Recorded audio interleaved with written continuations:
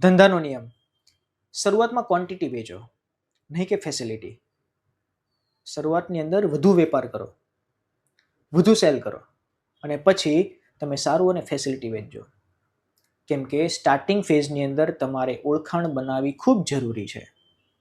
Point number 2, profit ઓછો અને વેચાણ વધુ. દાખલા તરીકે સમજીએ તો શરૂઆતની અંદર 5 થી 10 રૂપિયા માર્જિન રાખો, 50, 100, 200 પછીના સ્ટેજમાં રાખજો. એટલે જો તમે આ સિસ્ટમને ફોલો કરશો તો ઇઝીલી તમારા ગ્રાહક સાથે તમે કોર્ડિનેટ પણ કરી શકશો અને સાથે સાથે તમારા અનુભવની સાથે સાથે ગ્રાહકને શું જોઈએ છે એ અકોર્ડિંગ તમે ફેસિલિટી એને આપી શકશો. પહેલાં ગ્રાહક વધારો, પછી ધીરે ધીરે પ્રાઇસ વધારવાનું ખૂબ આસાન થઈ જશે. એટલા માટે સમય એટલે કે ટાઈમની કિંમત સમજો.